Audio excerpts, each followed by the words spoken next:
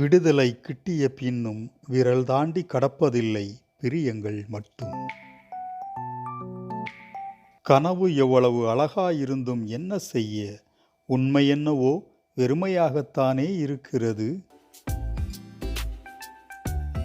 சற்று நேரம் அனுமதி கொடு, நம் இதயங்கள் சேர்ந்து கட்டிய காதல் மாளிகையை விடவா இது அழகென்று பார்த்து விடுகிறேன்.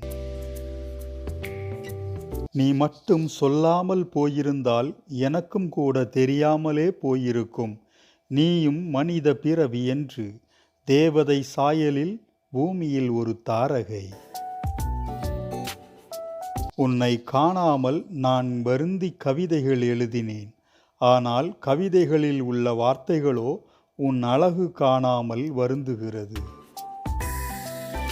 சிரிக்காத உதடுகள் சிறகடிக்காத பறவைகள் போன்றது.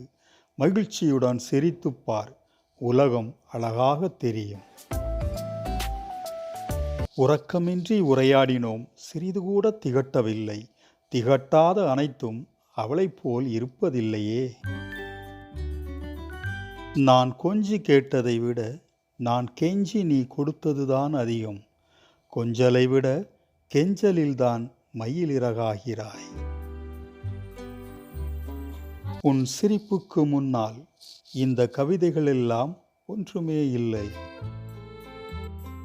கிழக்கே எட்டி பார்க்கும் கதிரவன், மெல்ல விலகும் மூடுபனி, அங்கங்கே ஒலிக்கும் பறவையின் ஓசை, இவைகளை ரசித்தபடியே அவளுடன் ஓர் கோப்பை தேநீர்.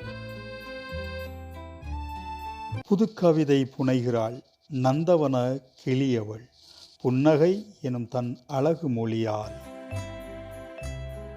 என்றைக்கோ நான் சொன்ன வார்த்தைகளை இன்றும் அசை போடுகிறாள் சிரிப்போடு.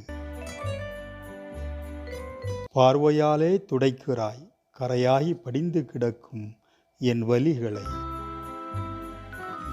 நீ எல்லாம் எந்த நம்பிக்கையில் என்னை திட்டுவதற்கு வருகிறாய்? புல்லாங்குழலின் குரலை வைத்து கொண்டு இன்று தனியாக தவிக்கும் அன்பு என்றோ ஒரு நாள் நேசிக்கப்பட்டதுதான். இந்த கவிதை தொகுப்பு உங்களுக்கு பிடித்திருந்தால் லைக் பண்ணுங்கள், உங்கள் நண்பர்களுக்கும் ஷேர் பண்ணுங்கள். இன்னும் நம்ம சேனலை நீங்கள் சப்ஸ்கிரைப் பண்ணாமல் இருந்தீங்கன்னா இப்போவே சப்ஸ்கிரைப் பண்ணுங்கள். மீண்டும் நாளை மறுநாள் இதே போன்று நல்லதொரு கவிதை தொகுப்பில் உங்களை சந்திக்கிறேன். நன்றி.